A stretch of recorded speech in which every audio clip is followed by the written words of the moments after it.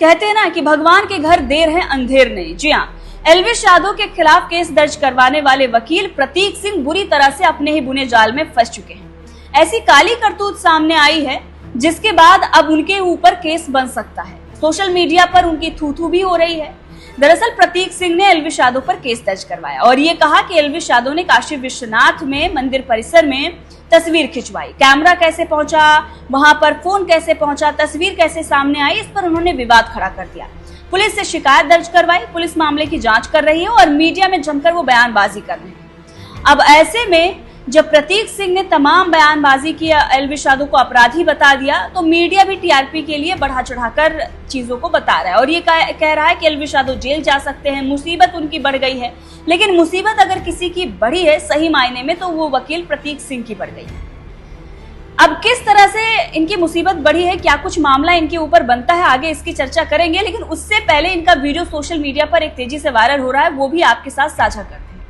Video देखकर आपकी हंसी नहीं रुकेगी। दरअसल एक चर्चा के दौरान पत्रकार साहब ने इनसे पूछ लिया, वकील साहब से, कि ये बताइए कि आपने जो केस दर्ज करवाया है उसमें क्या सेक्शन बनता है, जो शिकायत आपने करवाई है क्या कुछ आप सेक्शन उस पर लगवाएंगे, क्या सजा हो सकती है? पता चलेगी कल तक कि क्या मामला।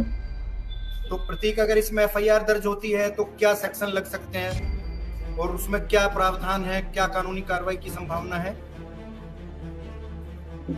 इसमें भी देख ले रहे हैं किताब से भैया, एक मिनट दीजिए।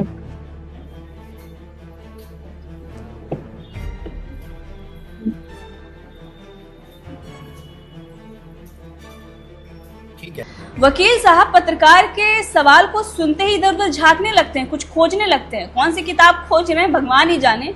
लेकिन अब केस इन्होंने दर्ज करवा दिया, शिकायत पुलिस को दे दिया, लेकिन इन्हें ये नहीं पता है कि ये कौन सा जुर्म किया है एल्विश यादव ने, क्या कुछ सजा होगी, कौन सा सेक्शन इस पर लगेगा। अब भाई ऐसे वकील से तो भगवान ही बचाएं। सोशल मीडिया पर तो इनकी काफी फजीयत हो रही है। इनमें से एक कमेंट किया जा रहा है, लोग ये कह रहे हैं कि ऐसे वकील को देखकर पता चल रहा है कि इनकी कोर्ट में क्या जरूरत होती है। किसी भी कोर्ट परिसर में जब आप जाते हैं तो आसपास में आपने देखा होगा कोने किनारे दीवार जो है वो रेड रहती है, गुटखा खाकर थूकने से। तो ऐसे वकील इसी काम आते हैं, दीवार रंगने के। इस तरह की बातें सोशल मीडिया पर इन वकील के लिए चल रही है। हालांकि ये सारी बातें जो हैं वो कही जा रही हैं, लोग इन्हें ट्रोल कर रहे हैं। लेकिन अब मुद्दे की बात पर आते हैं कि कैसे ये बुरी तरह से फंस चुके हैं। एल्विश यादव की तस्वीर पर इन्होंने बवाल खड़ा किया, लेकिन अब इनकी खुद की तस्वीर वायरल हो रही है। जी हाँ, जिस पर इन्होंने शिकायत दर्ज करवाई है, अब उसी तरह से इनकी भी एक तस्वीर सोशल मीडिया पर आ गई है, जहां पर ये खड़े हुए हैं, उसी जगह पर खड़े हुए हैं जहां पर एल्विश यादव ने तस्वीर खिंचाई है। अब इस तस्वीर को लेकर मांग ये की जा रही है कि भाई जब एल्विश यादव पर इन्होंने केस दर्ज करवाया है तो इन पर भी केस बनना चाहिए, इन पर भी केस दर्ज होना चाहिए और इन्हें भी उठाकर जेल में डालना चाहिए। अगर एल्विश अपराधी हैं तो ये भी बहुत बड़े अपराधी हैं। और वकील साहब की सिर्फ एक ही तस्वीर नहीं है, मंदिर की एक और तस्वीर आपको दिखाते हैं। देखिए, नो एंट्री जहाँ गेट है, मेन गेट, वहां की इनकी तस्वीर है। अब कल तक ये मीडिया में घूम घूम कर ये कह रहे थे कि हम वकील हैं, हमें एक पेन तक नहीं ले जाने दिया जाता, तो फिर ये तस्वीरें कहाँ से आ गई? आपके पास फोन था या आप कैमरा लेकर अंदर गए थे? जवाब दीजिए। लोग भी यही सवाल कर रहे हैं। लोग ये कह रहे हैं कि पहले अपने ऊपर केस दर्ज करवा लो, उसके बाद आप आना एल्विश के नाम पर फेम खाने के लिए।